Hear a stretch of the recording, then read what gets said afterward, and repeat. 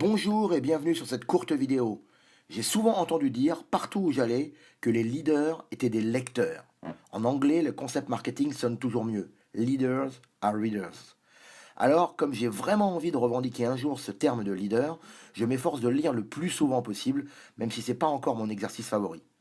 Et comme toujours, les grands classiques du développement personnel sont les meilleures pépites. Je viens de terminer le premier tome des lois du succès de Napoléon Hill et c'est vraiment stupéfiant de voir toutes les informations d'une logique implacable qui sont divulguées dans ces pages et qui sont par contre rarement appliquées. Le thème d'aujourd'hui est à propos du principe 4 des 17 principes des lois du succès qui est l'habitude de l'épargne. Il semble évident que c'est une habitude à développer et les deux principes fondamentaux que je veux introduire dans cette courte vidéo, c'est premièrement la notion de se payer en premier et deuxièmement la notion de gratification différée. Et il se trouve que ces deux notions sont également les principes 1 et les principes 8 du programme La forme financière de Life Leadership, société qui va s'implanter prochainement en France et dont je suis un membre actif. Alors premièrement, se payer en premier. Qu'est-ce que cela peut bien vouloir dire? Eh bien, se payer en premier, selon Napoléon Hill, c'est épargner et investir un pourcentage de ce que l'on gagne avant de payer ses factures. C'est un concept qu'a d'ailleurs repris Robert Kiyosaki dans son livre Père riche, Père pauvre. On voit donc ici la répartition normale d'un budget familial d'après Napoléon Hill. On épargne d'abord 20%, puis on consacre 50% pour le budget normal, 10% pour l'éducation, 10% pour les loisirs et enfin 10% pour les assurances diverses. Ce qui veut dire que l'on se récompense en premier en créant un patrimoine qui servira à se procurer des revenus passifs dans le futur. On consacre ensuite un pourcentage de son revenu à continuer à s'éduquer et à apprendre. Par répartition normale, l'auteur veut dire la répartition d'une personne qui veut être un jour libre financièrement, bien sûr. Alors, ce serait ce qu'il faut faire. Et malheureusement, que voit-on très souvent? Eh bien, l'on voit que les personnes vivent avec un peu plus que les 50%, qu'ils consacrent 35% à des loisirs et des distractions, à peine 5% pour les assurances et rien pour l'éducation et l'épargne. Dans ce cas-là, on court de facture en facture, on ne construit absolument rien pour son futur et on arrête de s'éduquer. Alors je sais, pour avoir suivi de nombreuses personnes en coaching, que de trop nombreuses personnes subissent la pression financière, donc peu de vision sur leur avenir, et donc s'achètent des plaisirs immédiats, loisirs, vacances, restaurants, cinéma, etc., au détriment de leur construction mentale et patrimoniale.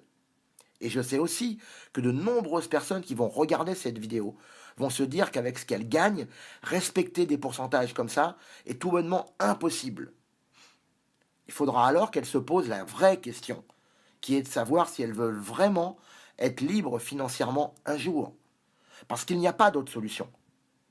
Alors, comment progresser vers ce budget, que moi j'appelle le budget actif? Tout d'abord, il faut développer et intégrer ce que l'on appelle la gratification différée. Alors, qu'est-ce que la gratification différée et comment peut-on s'y entraîner? La gratification différée, c'est faire quelque chose et savoir attendre pour en récolter les fruits. C'est ne pas céder à la tentation et à nos émotions pour s'acheter tout et n'importe quoi.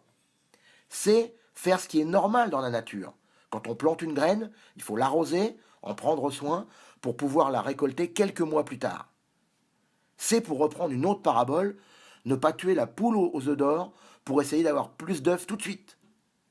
Alors je sais, c'est particulièrement difficile dans une société où tout est immédiat, tout est éphémère et où on est constamment sous pression. Alors comment s'entraîner? Eh bien tout d'abord en programmant ses achats. Ensuite, en n'achetant jamais quelque chose qui n'est pas prévu la première fois quand vous le voyez. Dans le même sens, en développant la philosophie zéro dépense imprévue.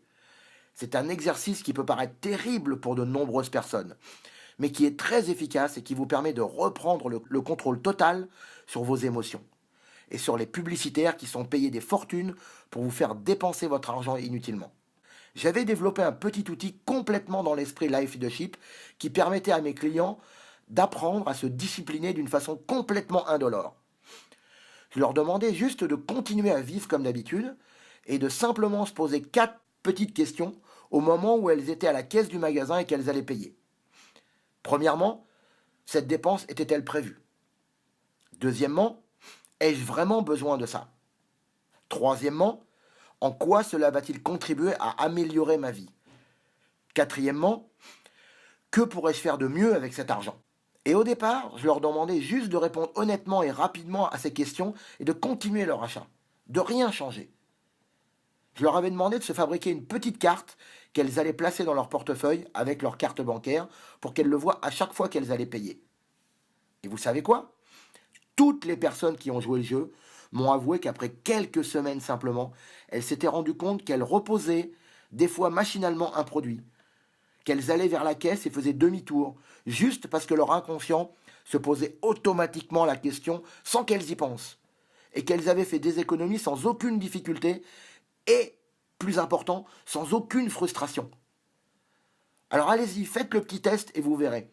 100% gagnant, parce que vous demandez à votre inconscient et il va vous le donner. Éduquez-le et il fera des miracles.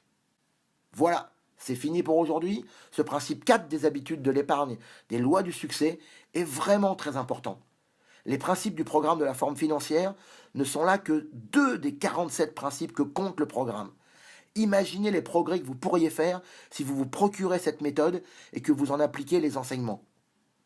Alors vous n'aurez pas nécessairement à développer le concept si vous avez déjà une autre activité professionnelle et que vous vous éclatez. Par contre, je suis sûr que si vous vous connectez aux différents programmes que nous proposons en tant que client, vous serez très agréablement surpris. Alors si vous êtes curieux, intéressé, ou peut-être que vous en avez marre d'en avoir marre, eh bien cliquez juste ici en bas de la page.